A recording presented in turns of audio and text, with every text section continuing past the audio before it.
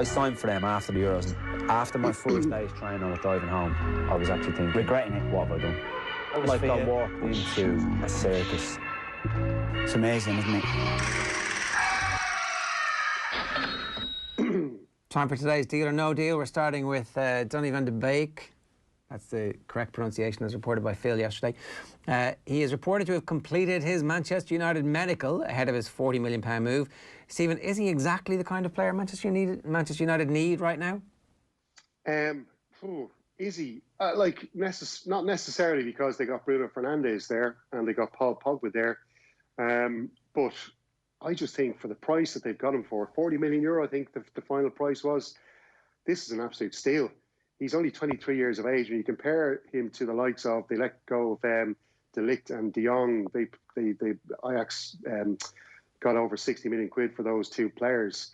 So I think for the price that they got him for, there was a good piece in The Athletic this morning just about how the whole deal went through. Now, I suppose the concern for United fans might be is that he had his heart set on a move to Real Madrid. But the problem seems to have been that Real Madrid are just broken. They can't really afford to be splashing cash on players during this transfer window. So I think the deal that they've struck here is a brilliant deal. The other thing about Van de Beek is he perhaps gives them that midfield goal-scoring option that they're lacking a little bit. Paul Pogba, a lot of his goals over the last season or so were penalties, but he hasn't really contributed a huge amount of goals from play. And this is something Van de Beek is really good at, or Van de Beek, I should say. He's been compared to the likes of Scholes, Lampard, that kind of midfield player. And if you kind of watch some of his games last season in the Champions League, and that's where most people who followed Premier League would have seen him against the likes of Tottenham. He just has this really good knack of picking up brilliant positions in the box. He's able to ghost in behind defenders unmarked and pick up brilliant positions to strike from. And this is something maybe United are lacking. Fernandes maybe is a player who's more so plays outside the box and likes to bring in other players. But Van de Beek he's box to box, and as well as that, he's very good. And he can play as a deep lying midfielder as well. He can play as a the so-called number 6. He's well able to tackle. He's well able to pass as well. So I think this is an absolute bargain. I would be one to criticise Manchester United, Ed Woodward, and whoever they have negotiating deals. And the fact that they've done this deal pretty quick and without too much fuss, and it hasn't turned into a saga, I think they have to be credited for that. Look, maybe they're learning. Who knows? Maybe they're learning. Although Jadon Sancho would suggest they haven't learned that much. Manchester United are also targeting RB Leipzig's French defender, Dayot Upamecano, who's just 21. What kind of impact is he going to make? I think he will be a good signing for United, but I don't think he's the finished article just yet. He's just 21 years of age, and I know everybody was kind of maybe getting carried away a little bit with his performance against Atletico Madrid and Tottenham in the Champions League, and he was excellent. Like in some of those games, he just looked like a Rolls Royce of a defender. Maybe shades of Virgil van Dijk and maybe Rio Ferdinand at their best. This good tackling, a good stopper in the box. Excuse me, but he's well able to dribble with the ball, find the pass. He gets forward. He can get up to the halfway line and start attacks. The one thing I would say is, though, against Paris Saint-Germain, maybe he showed some weaknesses that, United, they're talking about bringing him in because he's got pace, and because Ole Gunnar Solskjaer wants to play a high press. And if he wants to play a high press, he needs a pacey centre-half, which he doesn't have in Lindelof and Maguire. So this is why they're talking about bringing Upamecano in. Now, the problem with Upamecano is that he played against Paris Saint-Germain, who had a good, fast attack, pacey attack, and he did get caught out a few times. So I think there's question marks over him. I'm not getting carried away with him yet over a couple of good performances in the Champions League. And, United are going to have to shell out for him because he signed a new contract. Yeah, so... he signed So the new contract basically has a new clause in that next season, if 50 million comes in for him, that they have to sell the player. So it means if they want to prize him away this season, they're going to have to pay upwards of €60 million. And with the financial situation United are in, I really don't think they're going to fork that out for a centre half when they've got what they regard as two good centre halves. But as well, Ger, I think they need experience at the back. I still think Harry Maguire's pretty experienced. Like, you spend 80 million on the defender, you expect him to tick a lot of boxes. Yeah, well, they were absolutely.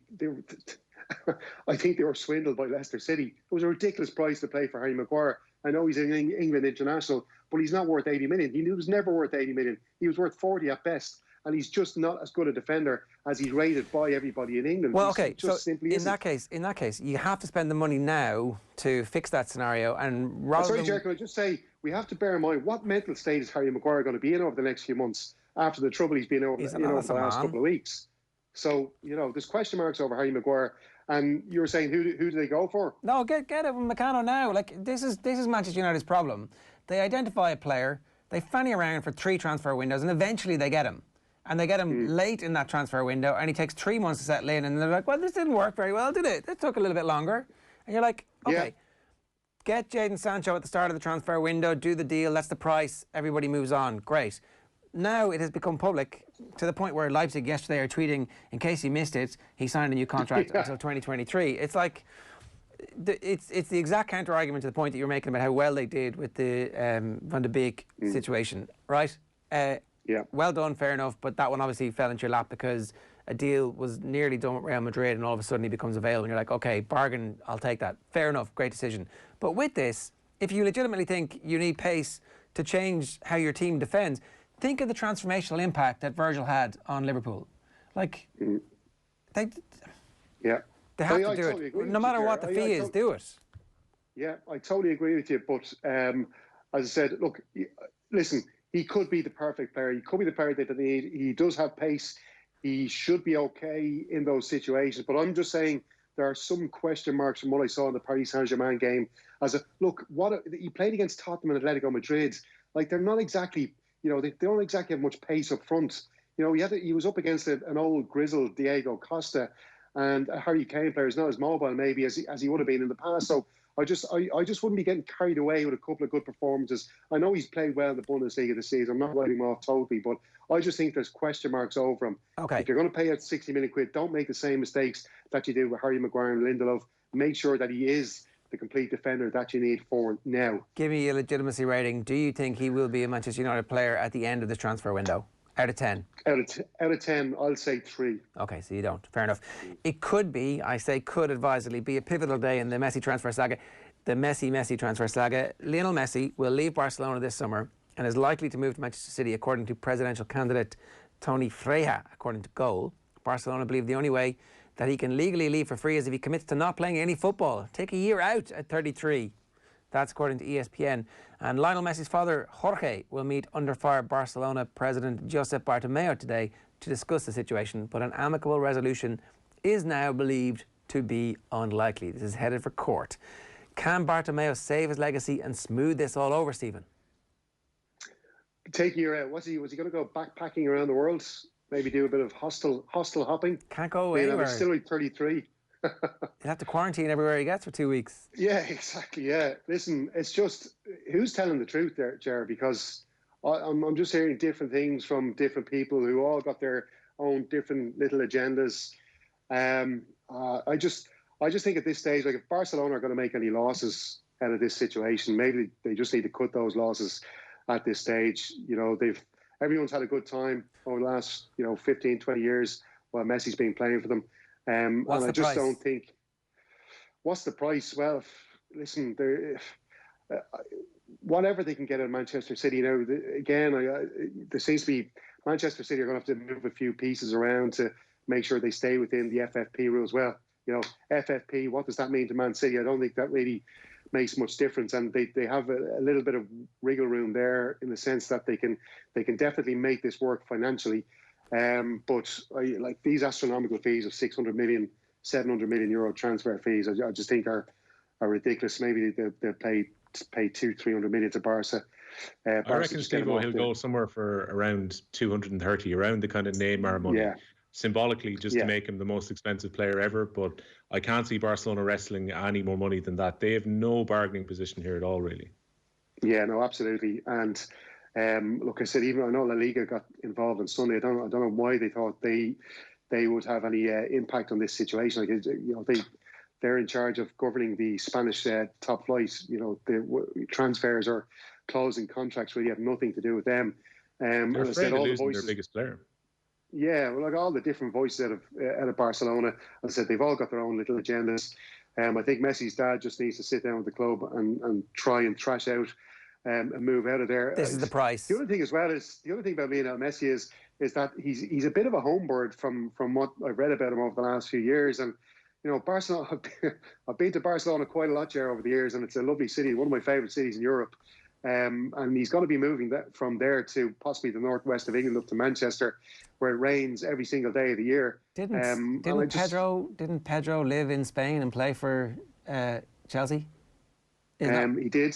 There was a bit of commuting going on there, but I don't know if Messi's going to be allowed to do that. Pep Guardiola is a bit of a ball breaker, isn't he? I think he'd want all his players living in the city. That's where Pep's live. Maybe he'll move in with Pep's family. They've got a lovely apartment there in the city centre of Manchester. Maybe they could have him as a lodger. But they can arrange some sort of a lodging fee there. 10 out of 10, he's going to City. Anywhere else?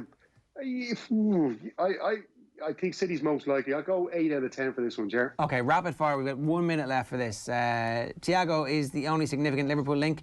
Are they sleeping while Lampard raises an army and City steal Messi? Listen, how's not? I'm just interested to see how Lampard's going to get this team to gel together. A lot of new signings. It might work, but I think he's got a big job in his hands. I looked through the Liverpool squad there this morning before I came on.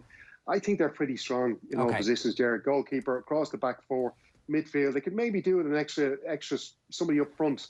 But I think he's got a couple of young players there that he gave a lot of experience to in the Premier League and the Cup last season. I think he's happy enough to have them as backup. Okay. And James Milner's still going strong. So, yeah, I think Liverpool are okay. Inter looking to offload Denmark midfielder Christian Eriksen 8 months after signing him from Spurs. Turns out his dip in form might have been the cliff. At a reduced rate, could he perhaps represent a little bit of good business for some Premier League club?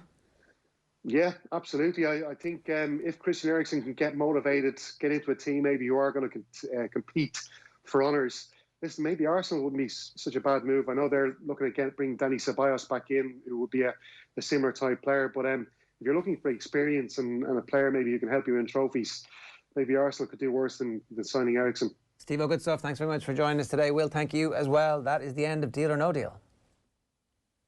I signed for them after the Euros, and after my first day's training, I was driving home.